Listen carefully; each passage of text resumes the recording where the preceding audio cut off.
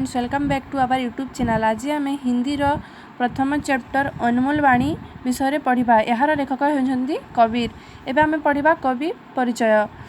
कबीर दास का जन्म सन 1398 में काशी में हुआ था। तांकर जन्म कोठे काशी रे होइथिला। कहा जाता है कि वे एक तालाब के किनारे मिले। एक जुलाह दंपति ने उनका पालन पोषण किया था। से कोठारे एक नदी तीर रे मिली एवं से तांको गोटे जुलाह दंपति माने से माननको पालन पोषण करथिले। वे कपड़ा बुनने का काम करते थे। से माने कौन करथिले, तांकर कपड़ा बुणा काम करुथिले। ज़्यादा पढ़े लिखे नहीं थे। से माने खूब बहुत पढ़ा लिखा मध्य नथिले, लेकिन बड़े अनुभवी थे। से माने बहुत अनुभव बाले गोटे मनीष को से माने बहुत भाव में बड़ अनुभव कर पारथिले। बुद्धि विवेक से काम लेते थे। से माने कौन तांकर दिमाग खटेई सब काम करुथिले। बहुत बातें जानते थे। से माने बहुत विषय जानी थे। से वे सभी धर्मों को बराबर मानते थे। से माने कौन सब धर्म को समान बोली भावुथिले। वे ईश्वर के निर्गुण निराकार रूप को मानते थे। से माने कौन भगवान को सतर अछंती बोली मानुथिले। उस समय धर्म और समाज में बड़ी गड़बड़ी थी। से समय कौन आमर धर्म और समाज रे बहुत प्रकार एपरी अनाचार विनाचार थिला। कबीर ने अपनी वाणी से उसे दूर करने का प्रयास किया। से कौन करथिले, तांकर भाषण रे से सब को दूर करने पई चेष्टा करथिले।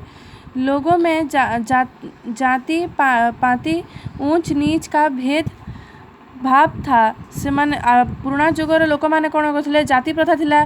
से समय से माने जाति मानन को मानुथिले। विभिन्न धर्मों के अनुयायी आपस में झगड़ते थे। विभिन्न धर्मर लोक माने कौन झगड़ा करुथिले। बाह्य आडंबर अंधविश्वास फैल गया था। सेते बेले कौन होतला, समस्त अंधविश्वास को विश्वास करुथिले। कबीर जाति भेद, मूर्ति पूजा, बाहरी आडंबर आदि का विरोध करते थे। से कौन करथिले, जाति धर्म या सब मिछ, आमे सब भाई भौणी बोली से कहूथिले। वे कहते थे कि सब मनुष्य बराबर है। से कहूथिले सब मनुष्य समान अटंती। वे बाहरी धर्म कर्म कांड की अपेक्षा भक्ति भाव पर बल देते थे। से कौन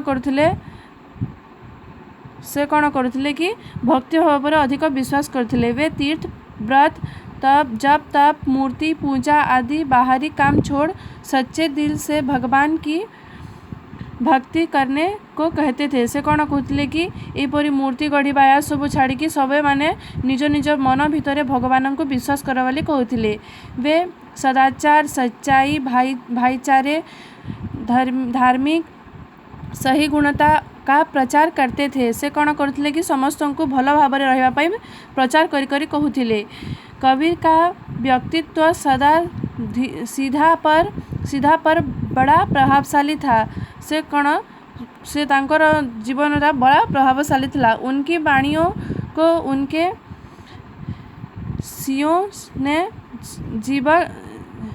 बीजक नाम का ग्रंथ में संग्रहित किया था। से कौन कहते बीजक नाम एक ग्रंथ रे संग्रहित करथिले। उनकी भाषा मिश्रित खड़ी बोली है, जो उस समय जन समाज में प्रचलित था। सही समय कौन होता, खड़ी बोली भाषा प्रचलित होता। वे अपने गुरु रामानंद स्वामी का बड़ा आदर करते थे। तांकर गुरु किए थे रामानंद स्वामी। से तांकर बड़ा आदर करथिले। एबे पढ़िया आमे हमर दोहे, सांच बराबर तप नहीं, झूठ बराबर पाप।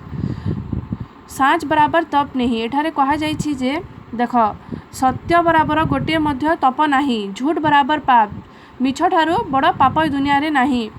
जाके हृदय सांच है ताके हृदय आप। जाके जार हृदय सत्यर विराजमान अच्छी ताके हृदय आप अर्थ एठारे होछि भगवान बा ईश्वर। तांकर हृदय रे भगवान विराजमान करती। जो तो को काटा बुबे तही बुबे तू फूल। जो माने तुम मानक रास्तार कंटा बुहती से रास्तार तुम कौन फूल बिछाई देवा उचित। तो को फूल है बाको है त्रिशूल। तुम जो तुम जहाँ फूल बिछाई तुम पाई ताहा फूल होइतिबो किंतु सेमानक पाई कौन सा त्रिशूल परी लागिबो। तांको पादरे से त्रिशूल परी गड़िबो। धीरे धीरे रे मना धीरे धीरे सब कुछ होय। आम मन चंचल अटे तेणु एठारे कहते धीरे धीरे मन चलो धीरे धीरे सब कुछ होता है। धीरे धीरे टिके टिके किना सब किछ होता है। तेणु तो कह जाइए बूंद बूंद में बनता सागर। माली सींचे 100 घड़ा ऋतु आए फल होय। माली 100 घड़ा पानी छिंचिले मध्य ऋतु न आसिले फल फली न थाए। यहाँ को आमे पढ़िबा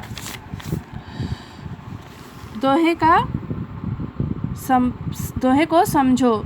सत्य हमेशा महान होता है। सत्य कौन सब बेले महान होता है। संसार में सत्य के समान तपस्या या ज्ञान नहीं। संसार रे सत्य भली तपस्या किंबा ज्ञान नहीं। प्रकार झूठ या प्रकार या मिथ्या के बराबर पाप या बुरा काम नहीं। मिछ बराबरी किसी पाप या बुरा काम नहीं। कारण बुरा काम करना पाप है। कारण बुरा काम देख कारण जो मान प्रति आम मैंने खराब व्यवहार देवा से आमको खराब व्यवहार देवे। जेपरी चोरा डकैत करवा लोक मर्डर करवा यह सब हमारा पाप काम। जिसके हृदय में सत्य का निवास है अर्थात जो हमेशा सच बोलता है उनका हृदय निर्मल होता है। जो मैंने सदा सर्वदा सत्य कहता मनटा कौन सब बेले निर्मल थाए पाप रहित होता है। से मानकर जीवन में कौन सी पाप न थाए। उनके निर्मल हृदय में भगवान विराजमान करते हैं। से ही बोली लोकंकर मन रे कौन भगवान विराजमान करिथांती। अर्थात सत्यवादी को भगवान के दर्शन मिलते हैं। तार अर्थ हो जो मैंने सत्यर सदा सर्वदा ग्रहण सत्य मार्ग चलती भल बाट सबको देखाई था से भगवान दर्शन मिली थाए। वे महान होते हैं। से माने महान अटंती। सत्य तत्वदर्शी होते हैं। से माने भूत भविष्य देखी पारंती। समाज में सत्यवादी का आदर करते हैं। समाज कौन करे जो मैंने सत्य कहते से आदर करें पापी का अनादर करते हैं। और जो मैंने पाप काम करते से अनादर करें। यह सत्य है प्रमाणित है कि अच्छे काम करने वालों को अच्छा फल मिलता है। बुरे काम करने वालों को बुरा फल मिलता है। यहाँ मध्य आमको लिखा है अच्छा काम करो और अच्छा फल पाओ। यहाँ मध्य अच्छी अर्थात सभी को कर्म के अनुसार फल मिलता है भुगतना पड़ता है। कर्मर अनुसार दंड मिलता है। यहाँ मध्य लिखा है ठीक से यहाँ मध्य कह जो जमी कर्म करता से ही जन्म ही सेमिति फल मिलता है। जैसी करनी वैसी भरनी जमीती कर सेमिति पाइब। कबीर के कहने का अर्थ है कि जो तेरे रास्ते में कांटा बोता है अर्थात जो तेरी बुराई करता है तुम उसके रास्ते में फूल बिछा दो अर्थात तुम उसकी भलाई करो। जो मैंने तुम्हारा खराब चाहती से तुम्हें सब बेले भल चाहिए उचित। उसका नतीजा यही होगा कि तुम्हारी अच्छाई से उन्हें अच्छा फल मिलेगा। तुम्हारा तार भल काम कौन हम जे आमर अच्छा कर्म लगे ताकू मध्य अच्छा फल मिलिबा। उसकी बुराई के लिए उसको बुरा फल मिलेगा एवं तार जो खराब काम करता है ताकू से खराब फल ही मिलिबा।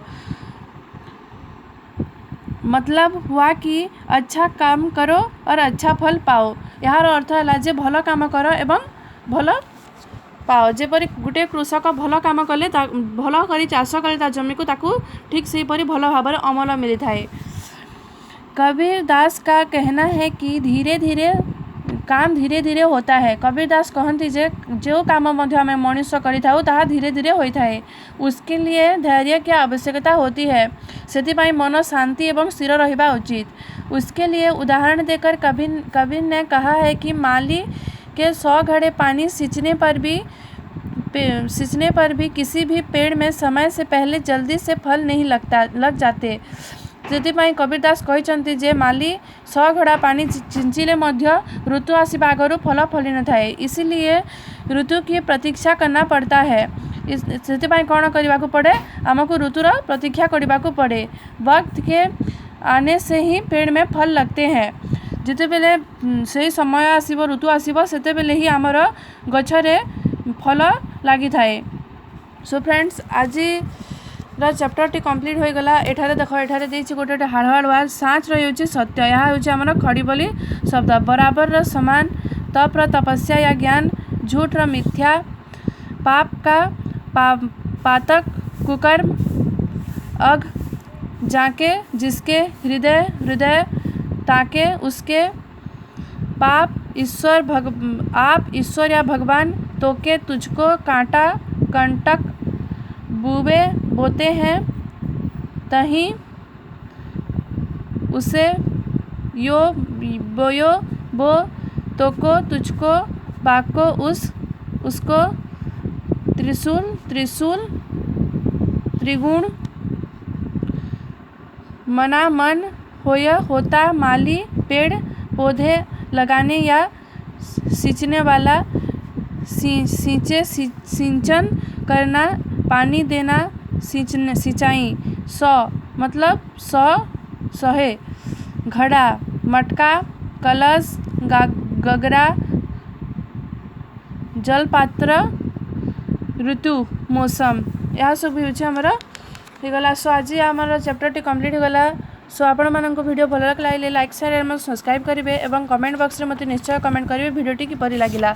जदि आपण मानक क्वेश्चन आंसर दरकार ताहेले मते कमेंट रे कहिबे कि क्वेश्चन आंसर दरकार ताहेले मु क्वेश्चन आंसर वीडियो मते आपण मानक अपलोड कर देबी। So thanks for watching this video. Bye friends.